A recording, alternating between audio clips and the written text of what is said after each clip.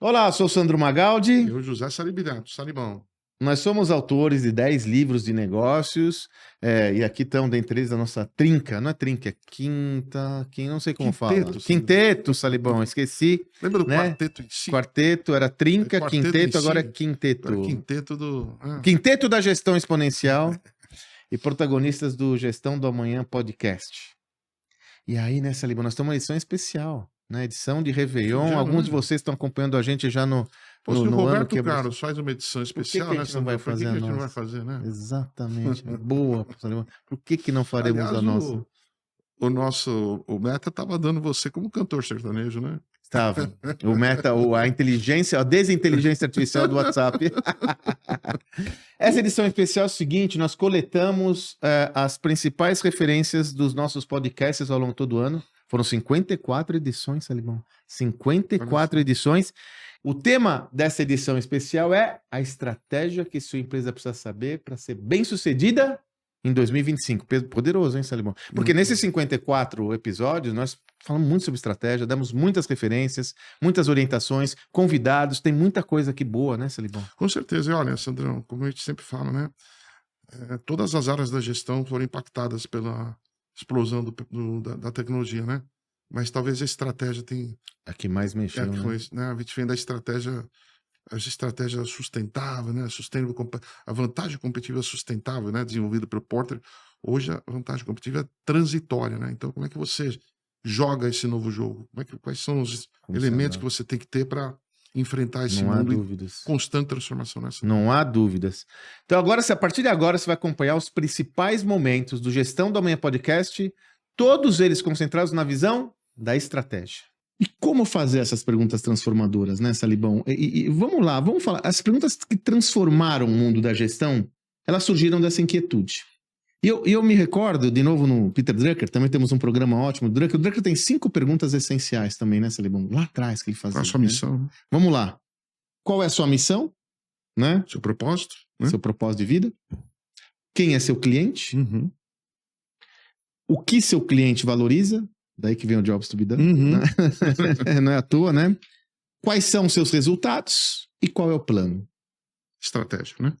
Se uma empresa responder essas 5 perguntas ou prover uma reflexão sobre as 5 perguntas, ela começa a ter... uma direção, né? Essa direção. É fantástico, né? E o Drucker falava isso, né, Salibão, há 30 anos atrás, 40 anos atrás. Né? Salibão, nesse sentido, as pessoas estão se perguntando, tá bom, e aí, as perguntas transformadoras, qual que é a pergunta mais importante do mundo da gestão? Eu digo, né, eu começo sempre quando eu dou essa palestra, uma aula, né? O Sandrão e eu não damos palestras, nós damos aulas. Né? Verdade. Fiquem atentos a isso, né, Sandrão? Nós damos aulas. Nada contra palestra, né, mas a gente vai fundo. A gente vai fundo, né? E eu sempre começo com essa pergunta para o público, né? E o que me assusta é quando eu faço essa pergunta para uma empresa, que só tem executivos daquela empresa, né? E eu faço com a primeira... E aí, normalmente, assim, raramente alguém acerta, né? Mas depois eu falo qual é, né? What business are you in? Né? Qual é o seu negócio? Que em inglês fica até melhor, porque tem uma... Por alguma razão tem uma conotação mais expandida, né? What business are you in, né, Sandrão? Porque talvez em português o negócio fique restrito ao negócio. No inglês é assim, qual é a sua essência? Por exemplo... Seria mais ou menos isso, qual é a sua essência? Quando você fala assim, o negócio, qual é o seu negócio? É um negócio de carros. Mas quando você fala what business are you in, você está falando um negócio de transporte. Não é verdade, Sandrão? Então ele tem que tomar cuidado com essa pergunta. De repente até fazendo em inglês. Porque ela pode ser confundida, né? Se você não reduzir. Pode reduzir, ela pode funilar e tirar a possibilidade de expansão do seu negócio, né? E quando eu faço essa pergunta para 5 colaboradores que estão no workshop, Sandro, eu tenho 5 respostas diferentes. Olha o perigo. As pessoas não... Olha o perigo. E a nível de diretoria, Sandro. Sem dúvida. Há um desalinhamento importante. Isso é uma percepção clara, né? Quando a gente conduz workshops, e conduzimos muitos em organizações, a gente percebe que o viés que as pessoas têm na busca pelas respostas acabaram emburrecendo as pessoas no sentido de que elas não têm uma relação causal, sendo menos acadêmico. O que eu quero dizer com isso? A resposta é consequência de alguma coisa, cara.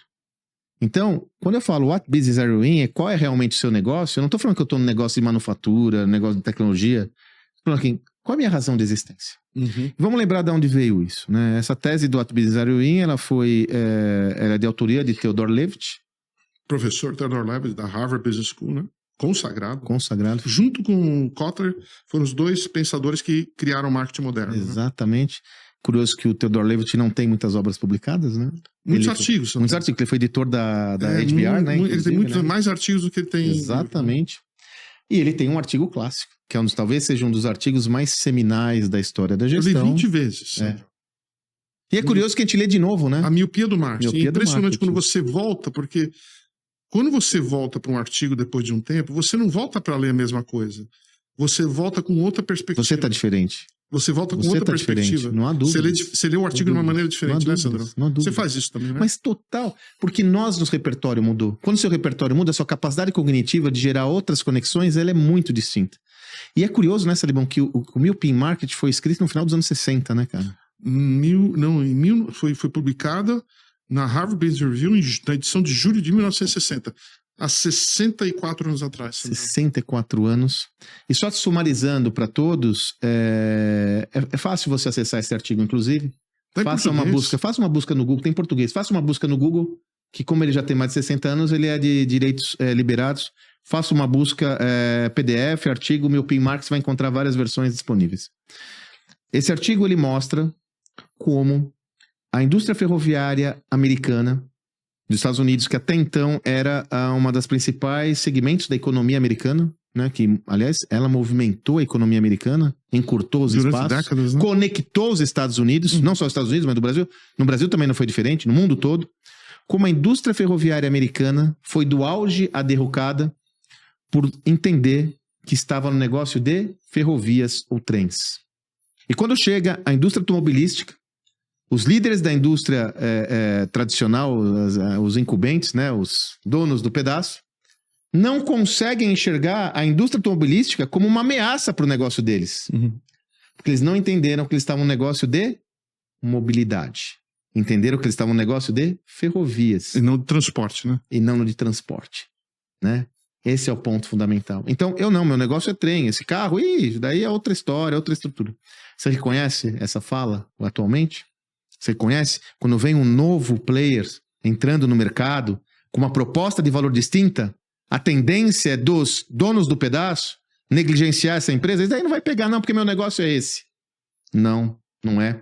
E aí, o que a gente vê? Que num mundo onde a tecnologia é onipresente, que derreteu as barreiras de entrada, onde você compete com transições de mercado e não só com concorrentes diretos, qual é o seu negócio é uma resposta essencial para você, inclusive, entender quais são as ameaças de novos entrantes. Exatamente, para saber quais são os seus concorrentes verdadeiros, né, Sandro? Quando a gente está num mundo onde um dos concorrentes da indústria de varejo farmacêutica é uma indústria de tecnologia como a Amazon, onde a gente está num mundo onde os competidores de uma indústria automobilística é uma empresa nova, né, que nunca teve história na construção e manufatura de carros, é um outro mundo, um outro ambiente, né? Qual é realmente o seu negócio? What business are you in? E ele tem correlação direta com o tal do jobs to be done, ou a tarefa que o seu cliente quer realizar. Porque você vai encontrar a essência do seu negócio olhando como ele atende às demandas do seu cliente. Exatamente. Ainda hoje é um desafio. Quer compartilhar com você a diferença entre a estratégia e a execução. Fundamental. Duas coisas diferentes, né? Duas coisas diferentes, mas muitas pessoas confundem. Uma ligada com a outra, né? Interdependentes. A estratégia é o modo, né? São os caminhos, são as ferramentas, são as estruturas, as tarefas, atividades que você desenvolve para chegar a um objetivo. Essa é a estratégia. Plano para você. Plano. Né? Como eu vou chegar lá? Né? A estratégia, ela não é, por exemplo, não é, Salomão, que alguns fazem a confusão, a minha estratégia é crescer 10%. Isso não é, né? Isso é objetivo. Como você vai fazer para chegar nos 10%? 10% é o resultado, né? Exatamente. E aí você desenvolve o pensamento estratégico e ele, na maioria das vezes, em boa parte das organizações, ele se traduz num planejamento estratégico.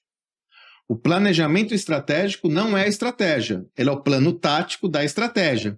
E a execução é justamente a execução do plano estratégico, né? Exatamente, são juntos e separados, né? Juntos e separados, são interdependentes, não é, Salibão? Então, muitas vezes, muitas organizações confundem a estratégia com o plano estratégico, ou seja, a estratégia com o sistema de execução. Esse pensamento estratégico, não é, Salibão, ele é muito importante nos dias atuais, porque o aumento da complexidade do ambiente empresarial fez com que seja necessário instilar um pensamento mais complexo para lidar com o tanto de variáveis que nós temos hoje. Ou seja, o pensamento que até então vigorou sempre foi um pensamento tático orientado à melhoria incremental. Tanto que os orçamentos, que é um outro mecanismo dessas engrenagens, o orçamento, que também é um entregável do plano estratégico, né? Plano financeiro, ele sempre foi desenvolvido à luz do incrementalismo. Cresço 10%, 15%, vou ver o que eu fiz, sempre foi dessa forma. Hoje é necessário você valorizar a instância estratégica para entender, mediante toda essa complexidade, como você consegue obter um posicionamento que seja vitorioso em relação aos seus competidores e que entregue muito valor para o cliente. Porque no final do dia a concorrência explode, não é?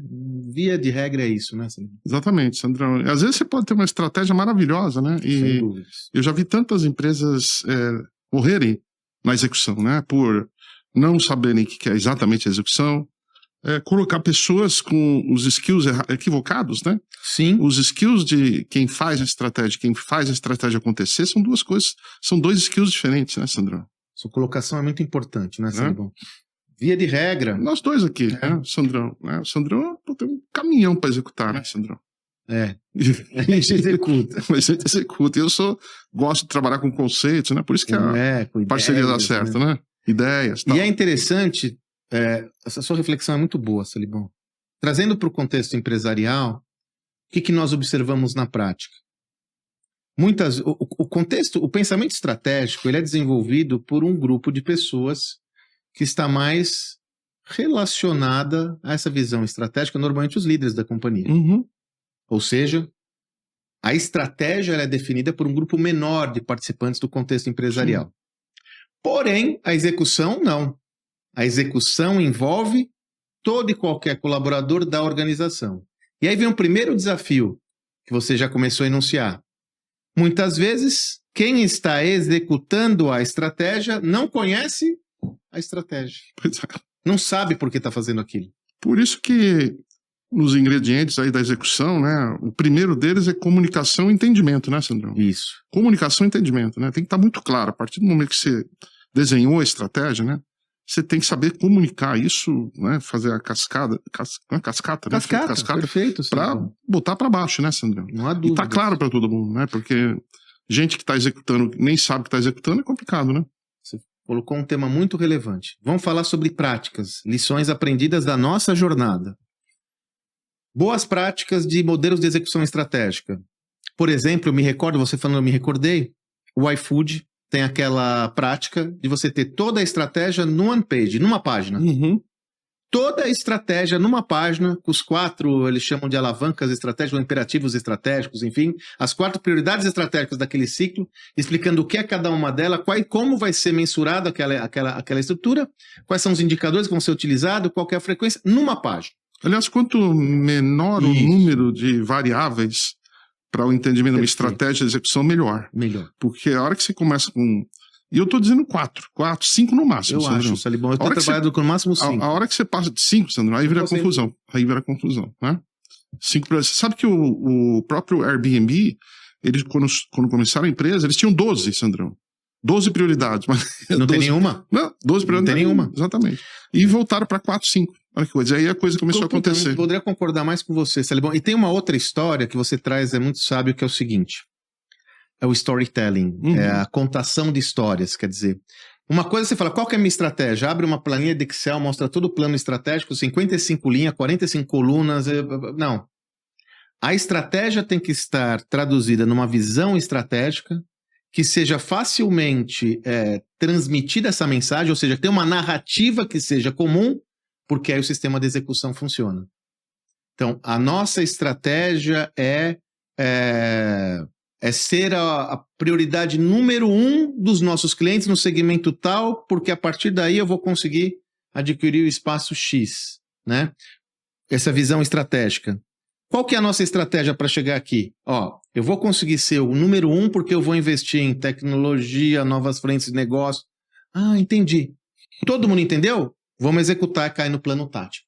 Então, a interdependência entre estratégia, que deve ser traduzida numa visão estratégica clara, comum, onde todos tenham esse entendimento, e aí você adensa ela num plano tático. O planejamento estratégico, e aí o sistema de execução funciona mais adequadamente. A comunicação justamente se dedica a cumprir esse papel, né, Salibão? Exatamente, a comunicação do topo até a última linha da empresa, né? Acho que a gente pode dar alguns exemplos, né? Por exemplo, vamos falar de alavancas estratégicas e o sistema de execução como ele acompanha. Um dos casos que a gente gosta de usar é Netflix, né? Uma das claras alavancas estratégicas da Netflix, de novo, uma das estratégias da Netflix foi trabalhar uma cadeia de produção descentralizada. A leitura da Netflix é que esse mercado de produção ele estava muito concentrado, seria necessário um capital intensivo para ter um estúdio e não teria capacidade de produzir em larga escala. Lembrando que a Netflix, em alguns meses, ela lança 80 produtos. Nós já falamos sobre isso em alguns dos nossos programas.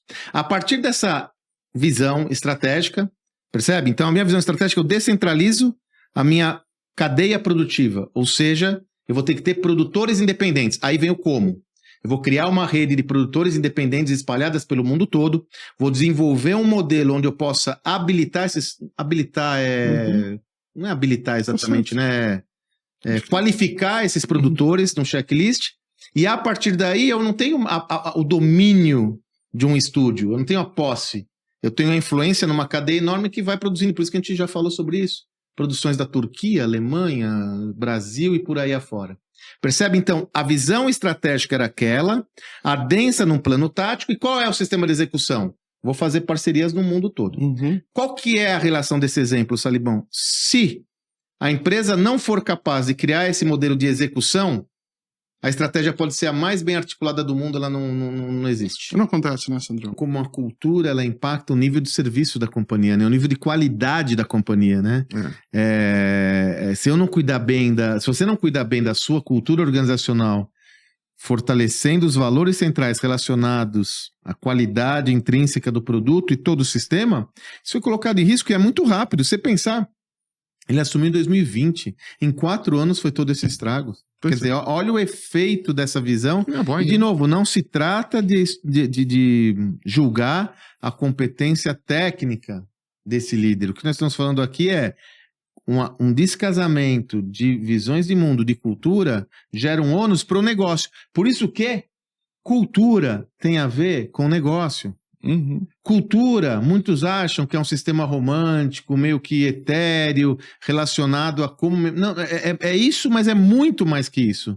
Cultura define as prioridades do seu negócio. O caso da Nike é clássico nisso. A transformação da cultura derivada de uma nova liderança, que é o principal artefato da cultura, o líder, gerou um desvio no negócio, impactando o resultado final do projeto.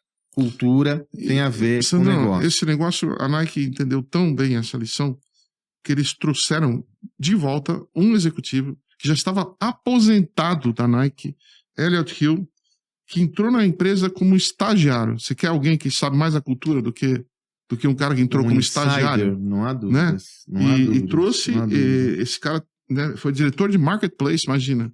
Nem CEO, e trouxe ele para restaurar a própria cultura da Nike, né, Sandro?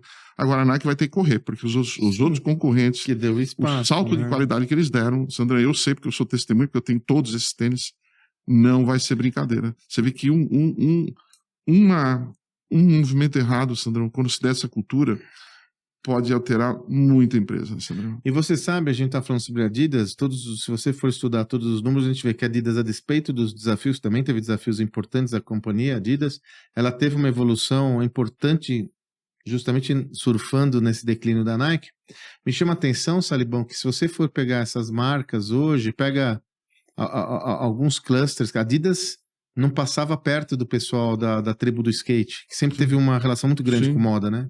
Hoje a Adidas está dentro do skate, muitos já estão... Esporte olímpico, né? Não, e assim, Salibão, o que me chama a atenção é que tem atletas do skate hoje consagrados já usando Adidas de forma espontânea.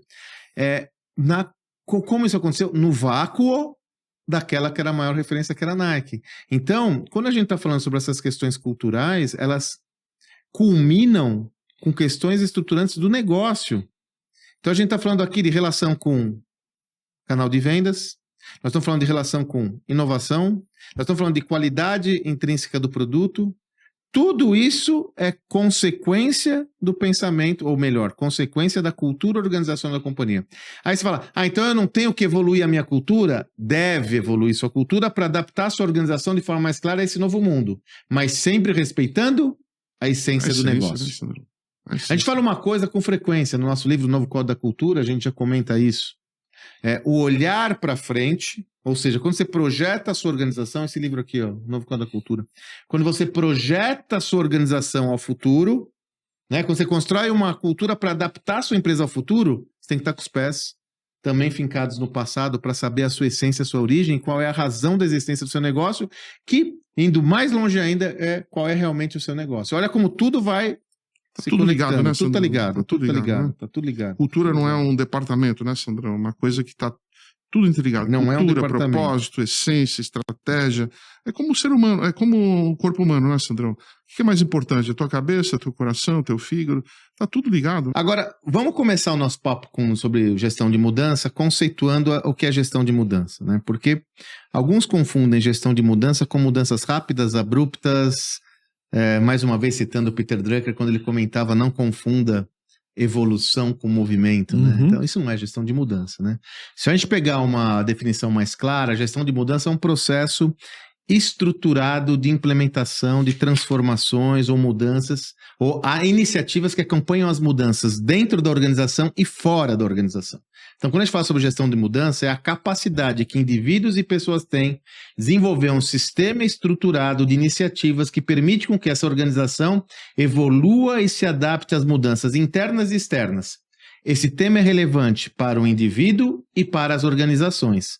Para o indivíduo, porque nós vivemos num contexto onde cada vez mais é necessário essa adaptação perante a velocidade das mudanças atuais, sobretudo aquelas de origem tecnológica, mas para organizações nem se fala. Nós percebemos claramente que as organizações que têm ficado pelo caminho são organizações que não têm a capacidade de se adaptar. Portanto, não conseguiram trabalhar a mudança como tal, né, Salibão? E eu vou me recordar, um slide que eu tenho usado com muita frequência, está num dos livros, está no Senso de Urgência do Kotler, onde ele comenta o seguinte: a maior armadilha das empresas é a complacência. A complacência faz com que as empresas não deem atenção às oportunidades maravilhosas, mas também às ameaças importantes para o seu negócio. E complacência tem a ver com comodismo, com ficar deitado em berço esplêndido. Achar que já ganhou o jogo, né? Achar que já ganhou o jogo. Achar que o jogo, como diz o Simon Sinek, né? Achar que o jogo dos negócios é um jogo que tem fim, né? Na verdade, o jogo dos negócios ele não tem fim. Ele não é que nem futebol. Sim. Ele não é que nem vôlei, tem tênis, que tem um dia, horário, tempo para começar, acabar com tênis perfeito, mais, né? Perfeito. Mas tem um dia, fim. O mundo dos negócios não tem fim. Aí que as empresas morrem. A hora que ela acha que já ganhou o jogo. Eu lembro que em 2000, Sandrão, o presidente da Nokia Celulares. Vamos deixar claro, Nokia Celulares, porque a outra Nokia está fazendo coisas incríveis. Incríveis, né? Mas incríveis. É Nokia Celular. Só vamos deixar claro, né, que isso é um tema... Obrigado, Salibão, você tem que falar isso. Não, mas a Nokia... Gente, só tem um tema. A Nokia que existe hoje, ela é muito relevante. Mas nada comparada à Nokia Celulares. A Nokia Celulares era o equivalente à Apple. Sim. Fique bem claro. Então, quando a gente fala da Nokia, era maior que a Apple, imagina. E era uma empresa com uma amálgama, uma visão, né, Salibão? Então tá, a Nokia existe hoje, é uma empresa B2B de comunicação. Importante e relevante, mas não se assemelha ao que havia antes, que não existe mais, diga-se de Pois passagem. em 2000 tinha a foto do presidente, Então continue aí. pomposo, assim, que acabou, assim, a Well, Nokia né? acabou de atingir 1 bilhão de clientes. 2 anos depois, 3 anos depois, Eu não sei o que eu fiz de errado. não sei o que fez de errado. Note os desafios da gestão da mudança. E a Nokia, vou deixar claro também, a Nokia que não é celular, é infraestrutura de internet, telecomunicações. Sim, muito né? relevante. Negócio muito relevante. poderoso, né? Poderoso. Que não é tão visto como celulares, né? Pois é, por isso que não é tão relevante É. no que tange a influência que a outra Nokia gerava. A Né, outra tem um Salibão? produto de consumo, todo mundo usa, Pois né? é, e assim, a escala é outra, né, É. Salibão? Né, um negócio B2B nunca tem a mesma relevância que o negócio B2C. Isso é, Pois é. só você ver a história dos negócios, né? Salibão, vamos lá. O próprio Warren Buffett, né? Da complacência, cara, você pegar... Aquele tem um vídeo que você videozinho, mandou, né, aquele ele vídeo é fala que o vídeo maravilhoso. É a complacência, né? A hora que a empresa para de se mexer. É. A empresa para de se mexer. O próprio Jack Welch fala que quando as mudanças internas foram mais rápidas que as mudanças internas, chegou o fim. Quando as mudanças externas forem mais rápidas que as mudanças internas, Chegou o fim. Chegou Olha ao que fim. coisa, né? A empresa a precisa inquietude, ter... né, o Eu lembro que eu desconforto, jogava né? tênis com a Marister Bueno, a gente jogou por 40 anos, Sandrão. Aliás, o livro dela está sendo lançado há alguns dias, É né? mesmo? A biografia dela, escrita pelo meu amigo Odir Cunha. Vale a pena, né? Essa é uma mulher incrível. O livro chama-se A Vitória da Arte, né? Porque ela era o Roger Federer de hoje, né? Jogava tênis de uma forma De artística. terno, né, Salibão? Né? Ela tem uma elegância. Elegância. Uma elegância, Ela né? que introduziu a fashion dentro do mundo do tênis, né? Foi? Foi a primeira a trazer o fashion para o mundo É do mesmo? tênis. Se você olhar os vestidos dela, aliás, já fizeram uma exposição dos vestidos, né? Exposição dos vestidos, mas, né? E o Ted Tinling, naquela época, que vestia ela, né? Depois começou a vestir outros jogadores. Depois, hoje em dia, você vê as meninas Sim. entrando de verde, de pacote, de tudo quanto é coisa. Outro dia entrou uma mulher embrulhada, Sandrão. A Naomi Osaka, com um nó, um baita do nó No nas quadril. costas. E Você falou quando você treinava então, com e aí ela lembra que quando a gente chegava, começava a bater bola, né? Mas era assim, impressionante, né? Ela entrava, parecia que a hora que ela pisava numa quadra de tênis, o cérebro dela fazia assim, foco. Não, assim, Incrível. você podia soltar uma bomba atômica, Ela tava ali focada. ela não via o que estava acontecendo. Não via o que estava acontecendo. Determinada. Então, a hora que a gente entrava, e outra coisa que era forte, né? Era a profundidade da bola, Sandro. Impressionante como essa mulher Que botava é a isso? bota. No fundo da quadra, você tem a linha do fundo, né? Então, você não quer errar. Mas, ao mesmo tempo, Você não pode deixar ela curta. você não pode deixar ela curta, porque senão Senão o cai na adversário massa. vai lá em cima. Ela colocava a bola, assim, um palmo da linha dentro da quadra. Por isso que é concentração. E ela me empurrava, né, pra trás, né? Eu já saía, segunda a bola, ela já tava me empurrando pra trás, porque a bola vem muito em cima, você tem que dar 2, 3 passos Sim. pra trás. E aí, pô, eu tava lá acordando, né? Ela chegava do outro lado, parceirinho, happy feet, pés felizes. Como as empresas têm que ser. As empresas têm que estar com pés felizes o tempo todo, Sandrão. O Salibão, agora que interessante, ela te puxava, né, cara? Ela não deixava você ficar acomodado. Happy feet. Ela não deixava você ficar acomodado. E quando ela, até falei, eu escrevi um artigo na Exame Sim, maravilhoso. sobre as lições que eu aprendi, lições da Dama de Ouro, e eu falo também que ela me fazia, quando a minha bola estava curta, né, porque eu batia com muito spin, né, e quando você bate com spin, a bola tende a ficar mais curta, né, e ela falava assim, parceirinho, bola chata, a bola chata é no pé da pessoa lá atrás, entendeu? Você Entendi. empurrar Não o cara. curta. E eu sempre levei isso na minha vida, Sandrão, olha que coisa, essas duas coisas, primeiro o happy fit, ficar atento Você o fica tempo sempre todo. ligado. Cara, comecei minha vida profissional com 26 anos. Cara, ninguém podem falar o que quiser de mim, mas nunca que eu tive desatento. Nunca vão falar que eu tive acomodado. Né? Muitos amigos aposentados, mas nunca vai dizer. O segundo lugar, incomode a concorrência. Bola funda. Bola funda. Pegar o que a concorrência está fazendo e faz melhor. 5 motivos para que a gente possa ter em mente, para que você possa ter em mente as armadilhas de viabilizar a inovação. Primeiro, falta de uma visão clara do negócio e do contexto. E aí eu trago a perspectiva que o Salibão trouxe. Não é só uma visão clara do negócio e do contexto atual, mas é quais são os caminhos desse negócio e desse contexto, né? A visão muito focada e orientada aos territórios do seu negócio, sem uma amplitude de perspectiva, você não vai saber como essa inovação vai impactar a sua indústria. foi o que a Xerox não conseguiu entender com todas as inovações derivadas do seu negócio, foi que a Nokia não conseguiu entender quando veio a demanda por geolocalização. Segundo, a distância muito grande da inovação com a visão de negócio e do negócio. A inovação tem que estar introjetada à estratégia principal do seu projeto.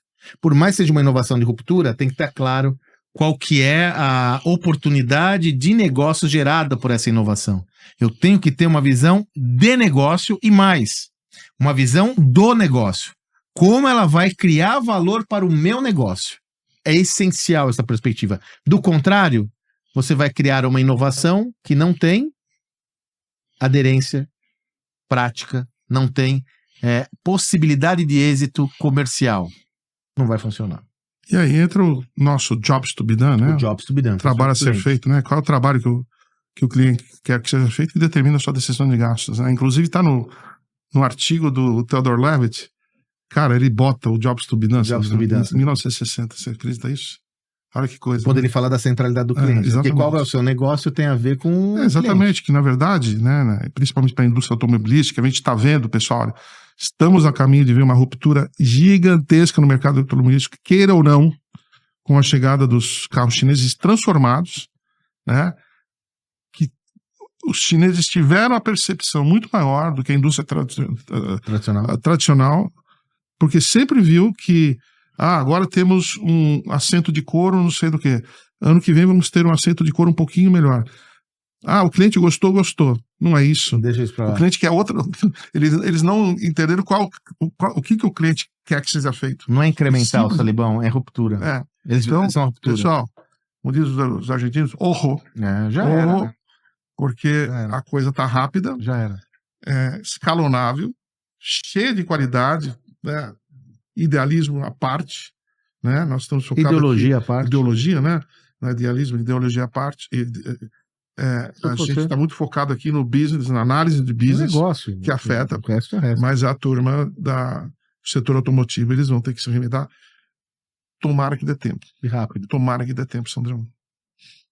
Eu creio que é assim, Salibão. Eu creio que ainda dá tempo, mas a janela tá fechando. Tá fechando. Ó, essa é a realidade. Se você pegar um carro a combustão, eu vi um próprio CEO da Ford falando, tá na internet, Sandrão. Tá no TikTok, Sandrão. Tá no TikTok. Ele tem 150 fornecedores. Para um carro a combustão. De forma cooperada. 150 fornecedores. E você pega um carro elétrico, que eles aprenderam a fazer com a Tesla, Sandrão, você tem meia dúzia. Acabou. Como é que você vai Eles não melhoraram incrementalmente, eles criaram uma ruptura. Exatamente. E eles já foram direto, como os chineses atravessaram o combustão e foram direto no elétrico. A cultura chinesa tem muito disso, né? Você leva a despeito de ser uma cultura milenar muito ancorada numa visão tradicional, essencial, ela está sempre buscando a nova onda de evolução. Foi por isso que a China hoje é a principal referência em telefonia celular é a China, não é os Estados Unidos, porque ela pulou o desktop, o computador. Ela já foi para outra onda, né? Então, essa é a visão, quando a gente fala de visão de contexto. O que está por vir? Né? E aí vem essa terceira lógica, né, que a gente não pode negligenciar nunca a concorrência, né? Sim. Eu tenho que entender os passos do concorrente, mesmo que sejam passos que eu não tenha uma visão clara de onde ele vai chegar, porque a arrogância pode custar caro. E o concorrente hoje, Sandro, não está mais do teu lado, vem né? de todos os lados. Ele vem de todos os lados, de todas as áreas, né? Quem diria que, no caso do Nubank, que foi criado por 3 jovens, sim, que só um veio do setor bancário, né? Na verdade, cartão e crédito, né, Cris? Não, eles começaram cartão. E o Nubank é uma história boa, né, Salibão? Porque cada vez mais existem indícios, não foi oficialmente comunicado, que ele vai entrar no negócio de telefonia. Pois é. Quer dizer, então, o concorrente, quando eu tô lá olhando o meu cluster, meu território, de repente vem um cara com 100 milhões de clientes, com uma lógica digital, que pode representar um impacto na minha cadeia de valor. Não posso subestimar o passo do concorrente. Terceiro. Quarto, é necessário criar um sistema para inovação. Inovações mal sucedidas, via de regra, são derivadas da ideia que a inovação é um insight, uma ideia.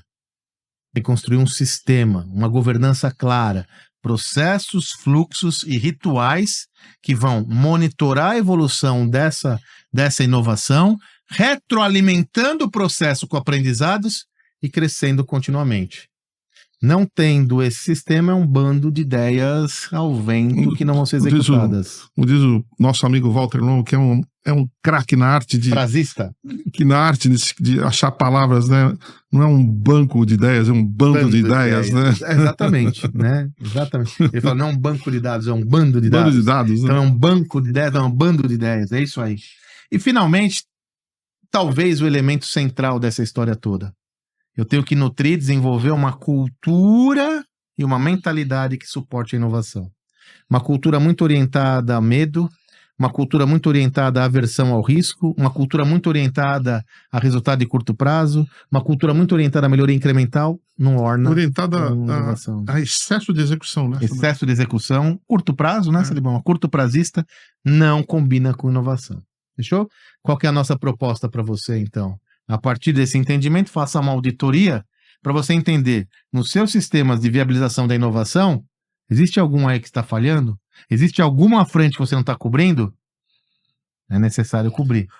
E leia o nosso livro, né? A Estratégia do Motor 2, que traz a inovação de uma forma sistemática e disciplinada, né? Coisa que o Peter Drucker já falou lá atrás, né? Em 1985, né?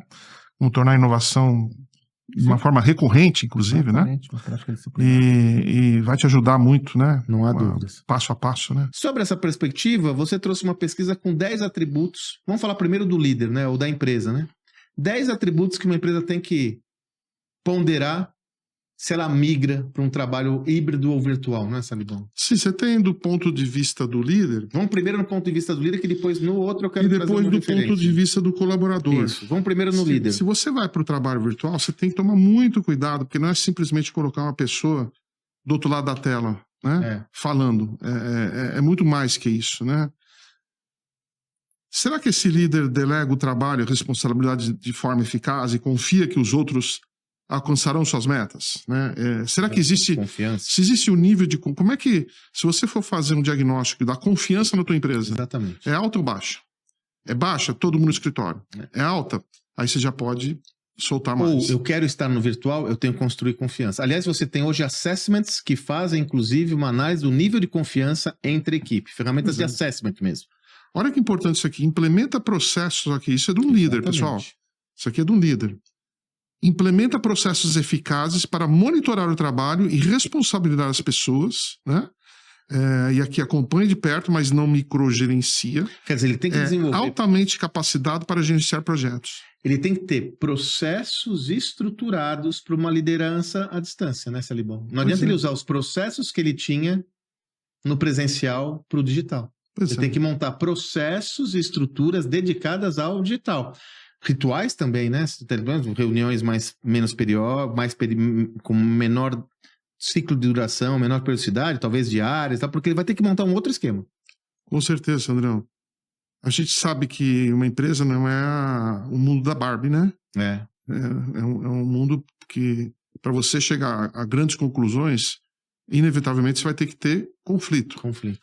E se você não consegue gerenciar conflito virtualmente, você está ferrado. Entendeu? Porque é diferente. Pessoalmente é diferente, você resolve na hora. No olho. Conflito o cara leva para casa, leva pro travesseiro dele, aí ferrou, né? Gerencia conflitos de modo eficaz. Sente-se à vontade trabalhando num ambiente não estruturado e consegue criar clareza em meio à ambiguidade. Olha que coisa. Então, se você começa a fazer... Aliás, Sandrão, seria interessante distribuir para a turma isso aqui? Vamos, a gente deixa aqui disponível de alguma forma. Vamos colocar num link. A gente deixa um form no link, você coloca seu e-mail, a gente manda para você esse sumário. Sim. São 10 atributos do líder. E depois a gente vai falar dos colaboradores. Extraído do livro Leading at Distance. Mas espera um pouco para falar do livro, porque senão você vai dar um spoiler. Verdade. Salibão, tem mais, hein? Não, então, mas você falou da ambiguidade, né? Essa é uma parada tensa, né, Salib? Porque é assim, ó. Eu quero ter liberdade de estar de trabalhar da onde eu estiver para conseguir ter uma liberdade maior na minha vida pessoal e equilibrar esses vetores. Agora, o líder tem que saber como essa ambiguidade, né? Como ele administra a vida privada e a vida pública dessa pessoa. Porque quando eu estou no escritório, eu me distanciei. Quando eu estou em casa, eu estou com a filha, eu estou com o filho. O líder tem que se montar uma estrutura que saiba dividir ou de alguma forma habitar um ambiente muito mais ambíguo e com muito menos fronteiras do que o presencial, né? Lembrando, né, que o Peter Drucker sempre falou que toda empresa é uma organização social, né? A gente não pode perder essa... Porque senão fica uma confusão. Se você perde esse feeling, que é uma organização social, e as pessoas começam a misturar o pessoal com o organizacional, vai ser uma bagunça. E é o que acontece. Terrível, né? É o que acontece, isso. A gente está vendo empresas acontece. grandes que culpam o trabalho virtual por não inovar, culpam o trabalho virtual por não tá na frente aí na questão do, né, que não como o Google, entre outras empresas. Então é um desafio. Então você vai fazer, é melhor fazer direito, né? Oferece treinamento e feedback, capaz de adaptar seu estilo para realizar isso virtualmente, né? Consulta outros sempre que necessário ao tomar decisões e promove à distância o trabalho em equipe, né? Então, como é que você vai trabalhar em equipe? Ele promove a colaboração. Mais, né? Quando você fala em trabalho em equipe, pessoal, a gente não pode pensar. De novo, a gente vive num mundo rápido, onde você não tem mais aquele organograma vertical, clássico, né, com pessoas. Hoje você tem uma organização mais flat, rede, pequenos grupos, né? E em trabalho virtual, se você botar mais do que 5, 6 pessoas, ferrou. Aí você perde a comunicação. Então, no trabalho presencial, você consegue ter equipes maiores. No trabalho virtual, equipes menores. Você tem que ter o controle. Com certeza, né? Então, tem uns mecanismos aí que se você não seguir... Vacilar? Viole ao seu próprio risco, né? É muito, né? Esse trabalho aqui do James Citrin é fantástico, né, Sandrão? Eu fundei em 2002, em 2007 eu quebrei, em 2007 nós pivotamos. Aqui, na minha opinião, 2 coisas acontecem na vida do empreendedor que mudam a vida dele. Quando ele decide abrir o negócio, quando ele decide pivotar o negócio. E tem que ter muita coragem para pivotar, né? Foi o que aconteceu com a gente. Nós pivotamos o negócio totalmente. Em 2009 nós encontramos um ponto de equilíbrio. E eu entendi que o que tinha me levado até ali não me levaria adiante. Eu me lembro muito bem que você comentou isso. Se eu quisesse transformar um negócio relevante, eu precisaria colocar gestão, processo e organização. E aí eu fiz 2 coisas. Coloquei gestão, muita gestão. Nós fomos estudar modelo de gestão no mundo. Adaptamos um modelo, uma metodologia de Vicente Falcone. Falcone, na veia. E nós pensamos nossos negócios, nossas filiais como uma franquia. E padronizamos processo. Porque, olha, o empreendedor, ele não gosta de processo. Mas o processo cria o padrão, que com o padrão você escala. A gente teve uma discussão aqui, boa, né? Que a gente conversou sobre isso. Falou assim, burocracia. Ela tem uma conotação negativa, mas ao extremo. Porque a normatização de processos e sistemas é a única forma de ter escalabilidade. Exatamente. Se você não tem uma certa burocracia que não pode ser acentuada porque vai gerar lentidão, mas sistematização de processos, você não tem escalabilidade, Tiagão. O processo para o empreendedor hoje, nesse glamour que está do empreendedorismo, é igual o esgoto para o político. Ele não gosta de falar porque não dá ibope. Mas é onde pega. Mas é onde pega, e precisa sustentar isso. É isso, cara. E aí nós colocamos gestão, processo, e aí o negócio escalou. E uma coisa mais importante que eu preciso falar, que nós conseguimos que todo empreendedor, eu buscava me tornar irrelevante dentro do meu negócio. Isso tinha, quando os fundos foram ver o negócio, falaram, a empresa não dependia do Thiago para nada. Porque a gente vê muita história de empreendedor que vende o negócio, depois tem que ir até recomprar, porque depende do cara. O meu negócio não dependia do Thiago para nada, porque tinha gestão, processo e ritual. Fala da agenda do líder que você usa com tanta... Aliás, toda hora eu peço tô aqui falando com um empreendedor, alguém que eu tem problema, eu ligo pro Thiago, mando mensagem pro Thiago, Thiago, você falaria com esse cara? Porque ele é um as de rituais de gestão e com a agenda do líder era a âncora do projeto, né? Tem uma ferramenta que é pouco falada, na minha opinião, é uma das mais poderosas que tem, que é simples, você pode fazer no Excel, que é o diário de bordo. O que é o diário de bordo? Pro piloto do avião decolar o avião, ele tem que olhar e checar 6 a 7 itens para garantir antes de subir o avião. Então, o líder, dono de cada área, hoje na nossa empresa nova, uma fintech, tecnologia, tem processo, nós temos o diário de bordo. Quais são os 7? Não, depende de cada área, mas são cheques que o líder precisa verificar se o departamento dele está funcionando. Então, tem atividades diárias, semanais. Isso é um negócio chato, um negócio que ninguém gosta de falar, mas é a rotina. É a rotina. É a rotina.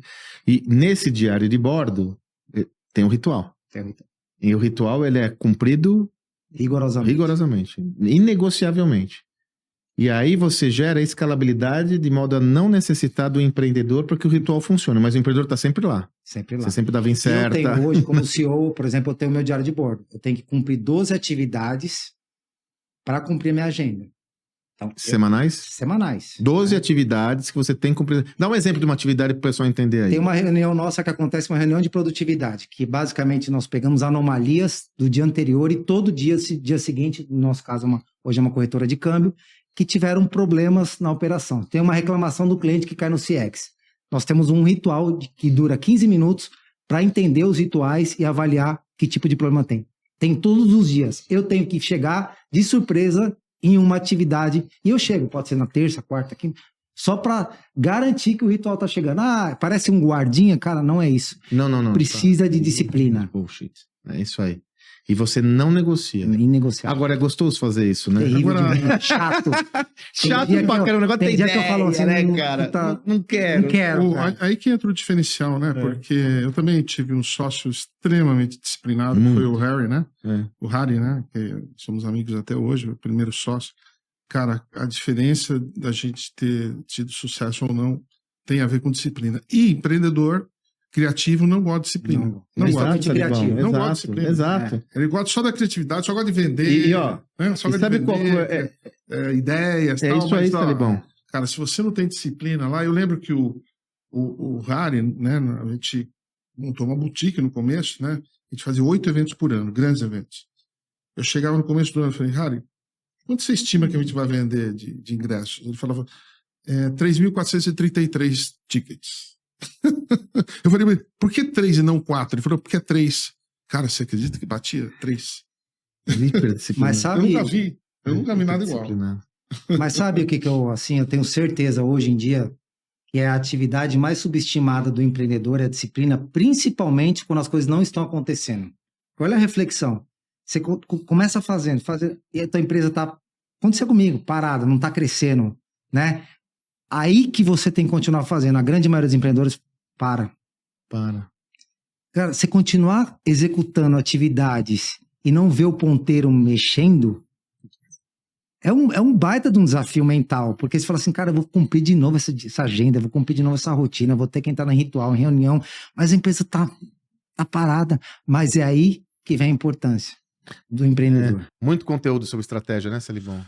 Ah, com certeza, Sandrão. É o tema que eu mais gosto, né? Se você tá com a estratégia certa, você vai adiante, né? Estratégia, cultura, propósito, todo mundo junto, né, Sandrão? Para você ser bem-sucedido em 2025, mas em todos os anos do seu negócio, é fundamental entender esse tema da estratégia adequadamente. E é para você que eu tenho um convite, né, Salibão? Estamos começando o ano, vamos começar o ano com os 2 pés, não só com o pé direito, com os 2 pés agora. Com os 2 pés. Ó, dias 17 e 18 de fevereiro, eu e o Salibão iremos promover a imersão e mentoria Gestão do Amanhã na Prática. É um programa singular, não existe nenhum programa similar a esse que oferece para vocês 3 perspectivas para você transformar o seu negócio. Primeiro, conteúdos em profundidade, masterclass. Sobre qual tema? Gestão e inovação, cultura, estratégia e liderança. Tudo que a pessoa precisa saber para ser bem-sucedida, né, Salibão? Tudo lá. Com certeza, né? Sandrão. Vamos trazer todos os temas completos, atualizados. Isso. Sandrão e eu não paramos de estudar, paramos de mudar, né, Sandrão? E ainda mais que a gente já volta de férias cheio de ideia nova. Putz, eu que vou ficar 45 dias nos Estados Unidos estudando. O Salibão vai trazer tudo pra gente. Então, primeiro, profundidade. Segundo, convidados especiais. Dá um show de bola, né? Pô, esse é um ponto alto do evento. Né? Traz convidados que são de mercado, que estão aplicando, sendo desafiados pelo mercado. Dão aulas. Eles não mostram o quê? Eles não é dão palestra, aulas. É né? aula. Aula mesmo. Né? Perfeito. E o terceiro atributo? Esse é o único programa que nós temos aberto que contempla a mentoria. Durante esse programa, existe uma mentoria com todos os participantes do projeto. Eu e o Salibão, você vai poder tirar a dúvida que você desejar sobre o seu negócio com nós dois juntos. E mais, quem participa desse programa pode nos acessar quando desejar com a sua dúvida, que nós estaremos sempre à disposição para contribuir com o negócio da turma, não é, Salibão? Nós formamos uma comunidade, né, Sandro? Uma comunidade, todo mundo tem que se ajudar, né? E a gente tem encontros mensais, né? Encontros mensais. Além de tudo isso, todo mês nós temos o G-Talk. São encontros mensais para trazer conhecimento. Você não entra exatamente. Só num programa 2 dias, você entra numa comunidade, né, Sandro? Para sempre. Para sempre. Para sempre. Dois mas... curadores que modéstia à parte, né? A gente Pelo se menos dizem esforça. que nós somos. A gente se esforça.